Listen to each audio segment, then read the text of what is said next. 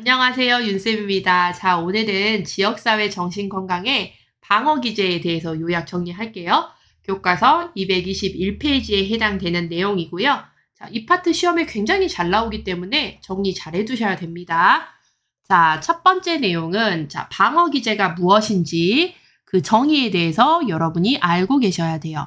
자, 교과서 방어기제 쪽에 세 번째 줄에 보시면 개인이 내적 또는 외적 스트레스나 위험에 대한 인식과 불안에 대해 개인을 어떻게 하기 위해서 보호하기 위해 자동적으로 나타나는 정신적 과정이라고 되어 있어요. 자, 우리가 살다 보면은요, 누구나 스트레스나 불안으로부터 노출이 될 수가 있거든요. 그러면 이 스트레스와 불안으로부터 우리는 개인적으로 정신과 마음을 보호하기 위해 어떤 수단과 방법을 써요. 그 수단과 방법이 뭐다? 방어 기제라는 거예요. 나를 보호하기 위해서. 자, 교과서에 나온 내용은 아니지만 요 내용 한번 볼게요. 프로이드는 방어 기제를 무엇이라고 얘기했냐면 스스로 무너지지 않고 아프지 않기 위한 최선의 노력이다라고 해요. 그래서 우리는 내 스스로를 스트레스나 불안이나 위험으로부터 보호하기 위해 굉장히 이 방어 기제라는 거를 써먹으면서 부단히 노력하며 우리는 살고 있어요. 자, 방어 기제 뭔지 아시겠죠? 나를 보호하기 위한 수단이다. 그래서 그림 한번 보시면 다양한 스트레스원이나 불안이 나를 공격하고 있습니다. 그 공격으로부터 방어 기제라는 방패막이를 앞에 삼아서 나를 현재 보호하고 있는 모습을 보고 있어요. 노력하고 있는 거죠. 자, 이제 중요한 본론으로 들어가셔서 방어 기제의 유형, 종류에 대해서 보시겠습니다. 시험은 방어 기제의 유형의 정의를 써놓고 여기에서 말하고 있는 방어 기제의 종류는 무엇입니까? 이런 유형의 시험 문제가 나오고 있어요. 그러니까 전반적인 것들을 공부를 해두셔야 되겠고, 자, 방어 기제에서 정의를 그대로 외우시는 것보다는 예시를 통해서 여러분 이해를 하셔야 돼요. 자, 그래서 제가 예시를 통해서 얘기를 많이 드릴 겁니다. 첫 번째 부정을 보겠습니다. 의식화되면 도저히 감당하지 못할 어떤 생각, 욕구, 충동, 현실적 존재를 무의식적으로 내가 거부해요.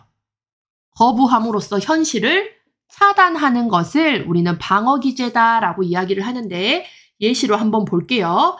자, 암 진단을 받은 A씨가 어떻게 말을 하냐면, 자, 내가 어떻게 암에 걸릴 수 있겠어? 의사가 진단을 잘못했을 거야. 이거 실수한 거야. 라고 말하면서 지금 뭐라는 거죠? 내가 암 진단 받은 것에 대해서 거부를 하고 있는 모습을 보고 있습니다. 그래서 진단 결과를 받아들이지 못하고 있는 이런 것들을 우리는 부정이라고 얘기하고요. 또 하나 예시를 들어드리자면 알코올 중독자예요.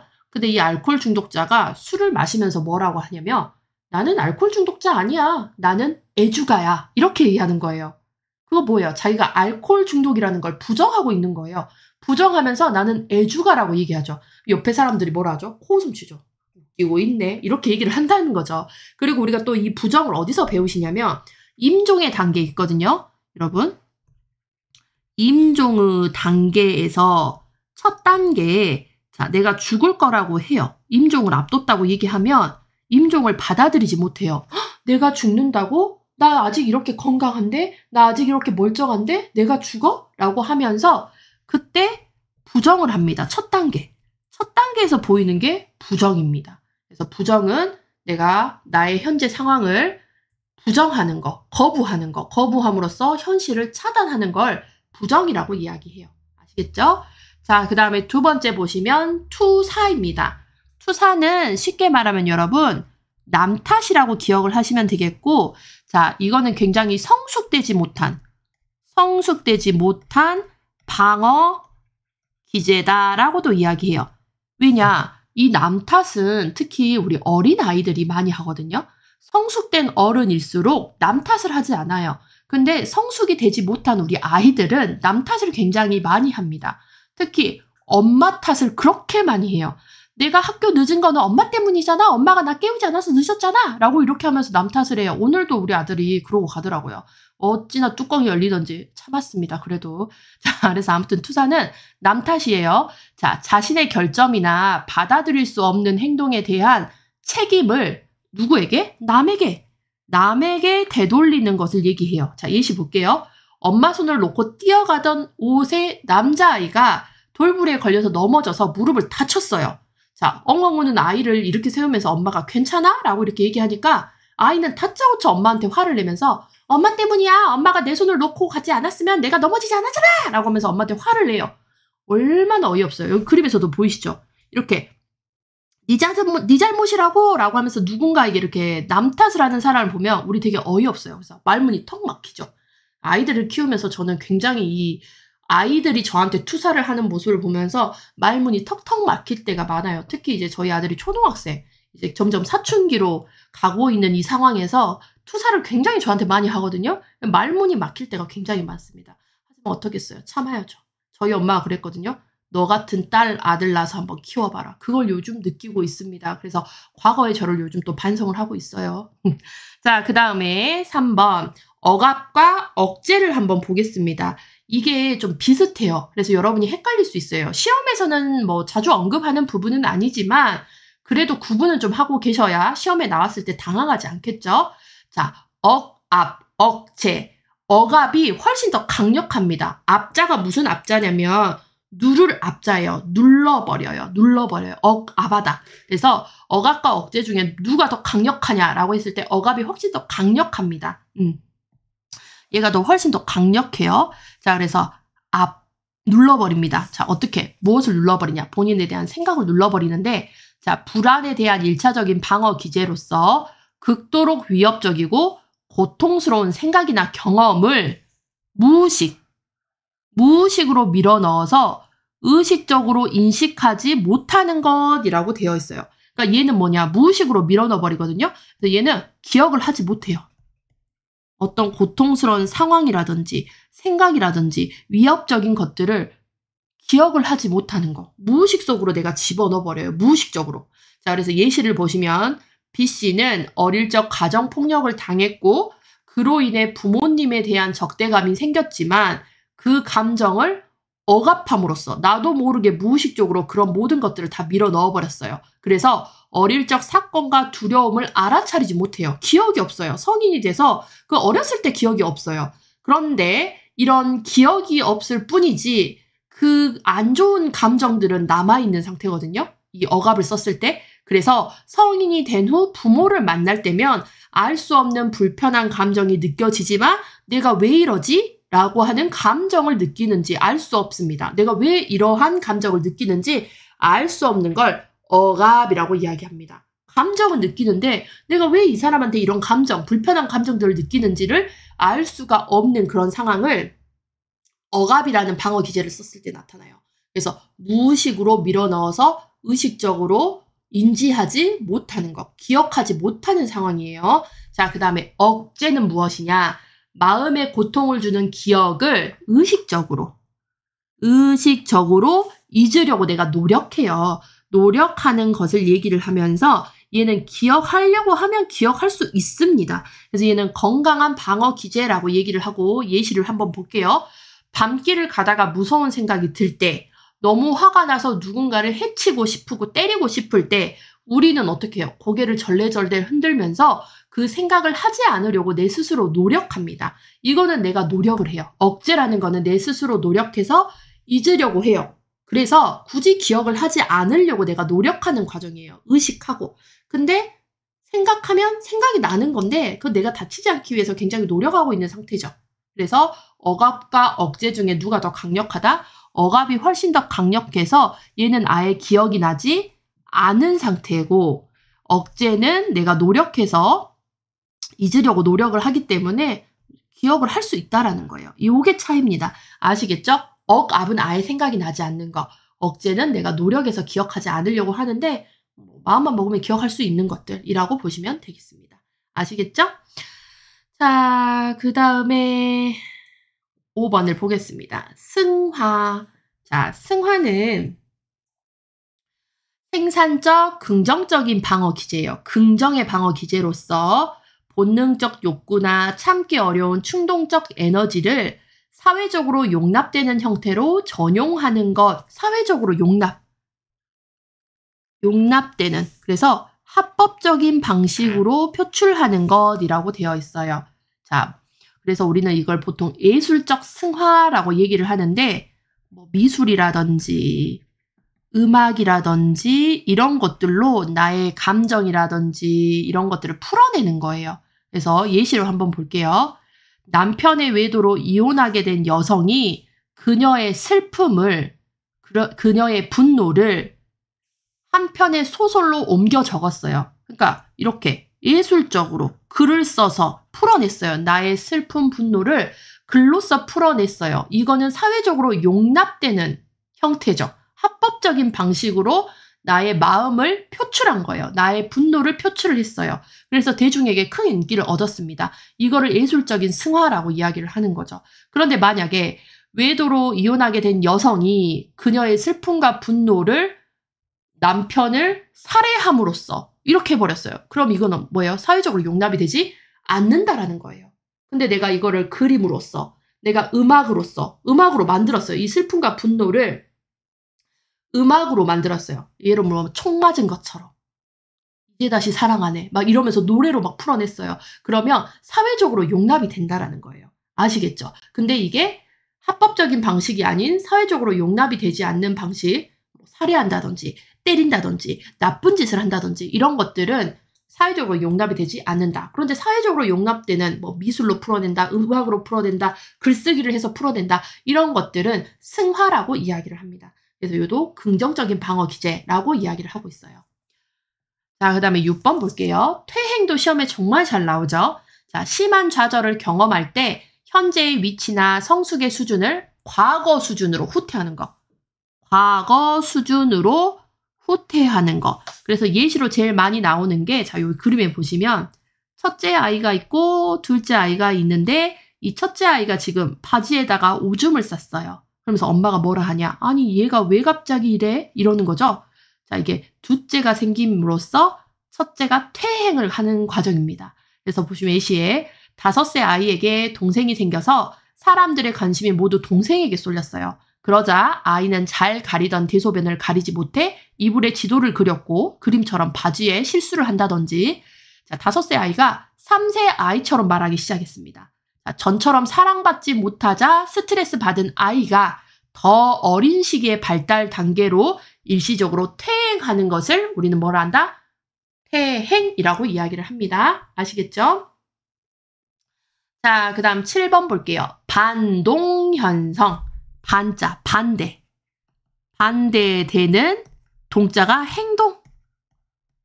반대되는 행동을 하는 걸 반동형성이라고 이야기해요. 자, 생각, 감정, 충동이 곤란스러워서 그 생각이나 행동과 반대되는 것을 나타내는 것이다 라고 되어 있어요. 자, 예시에 속담에 미운 놈한테 떡 하나 더 준다 라는 말이 있습니다. 밉지만 반대되는 행동으로 떡을 더 주는 거예요.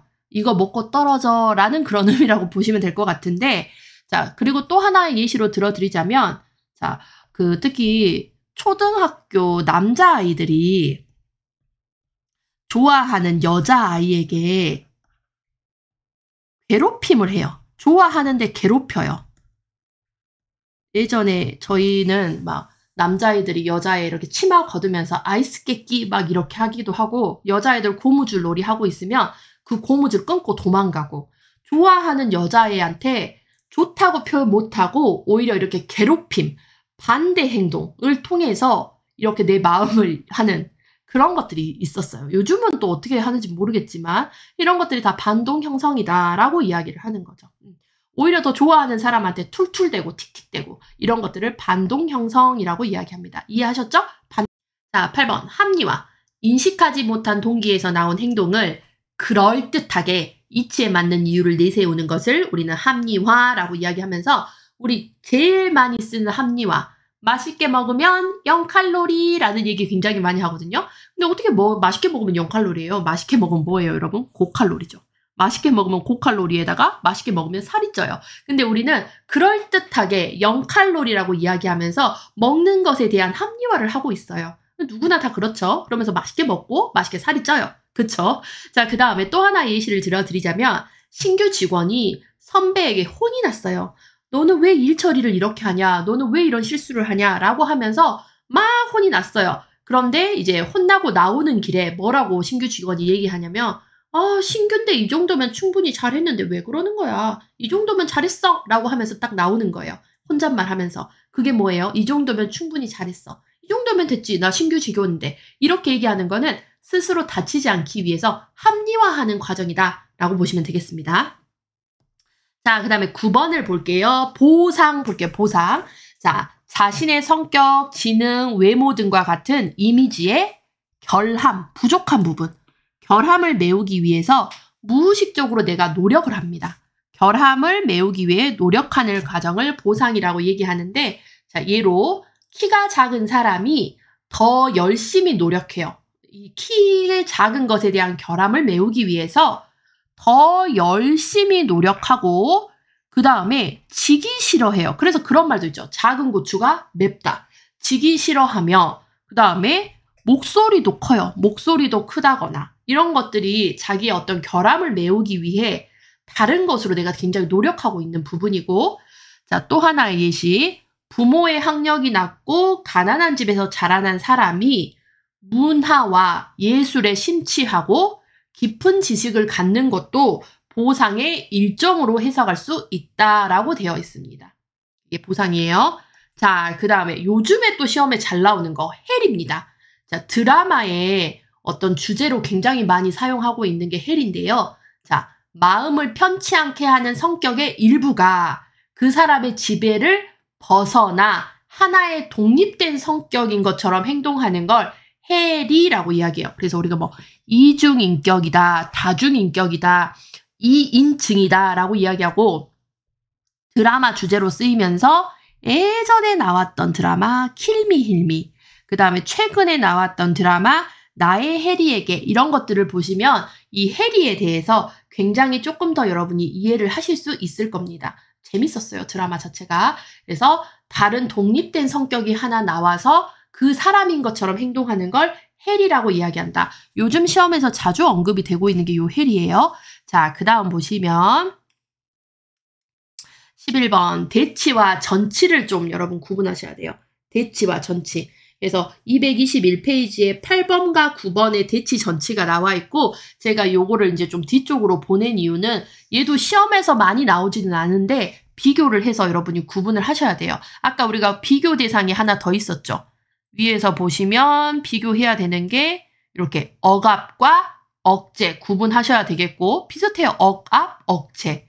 그 다음에 대치, 전치 구분하셔야 돼요. 자, 그래서 대치는 뭐냐? 어떤 대상에게 향했던 태도, 요구, 공격적인 행동을 다른 대상에게로 옮기는 거. 대상이 바뀌는 거예요. 예로 들게요. 오빠에게 강한 매력을 느낀 여동생이, 자, 오빠에게 매력을 느낀 여동생이 오빠랑 사귈 수 있어요, 없어요? 못 사귀잖아요. 그래서 오빠와 비슷한 용모를 가진 사람과 비슷한 사람, 다른 사람, 비슷한 사람과 사귀는 경우를 대치라고 얘기하죠. 오빠가 뻥, 다른 사람이 닭, 뻥 대신 닭이라는 표현이 대치와 가장 맞는 속담으로 꼽히고 있습니다. 대치가 뭐다? 어떤 것들에 대한 태도, 요구, 공격적인 행동을 다른 대상에게 옮기는 거예요. 꽝 대신 닭, 친오빠에서 다른 남자친구, 오빠와 비슷하게 생긴 다른 남자친구에게 옮기는 거. 요거를 우리는 대치라고 이야기합니다. 자, 그러면 12번의 전치를 볼게요. 전치는 뭐냐? 적대감처럼 다루기 힘든 감정이나 공격적인 행동을 덜 위협적이고 힘이 없는 사람이나 사물에게 이동시키는 거. 비슷한 것 같거든요. 근데 이거는 뭐가 옮겨가느냐? 감정이에요. 감정을 옮겨가는 겁니다. 그래서 보시면 예시로 엄마가 회사에서 화나는 일이 생겼어요. 그런데 그걸 집에 와서 누구에게 푸느냐? 남편에게 풀고 아들에게 괜히 화를 내고 짜증을 냅니다. 그게 뭐예요? 엄마가 회사에서 생겼던 그 나쁜 감정을 집에 가족들, 아들이라든지 딸이라든지 집에 있는 가족 남편에게 화풀이를 하는 거. 이걸 우리는 전치라고 이야기를 하는 거죠. 속담으로 대표적인 게 뭐가 있냐? 종로에서 뺨 맞고 한강에서 눈 흘긴다.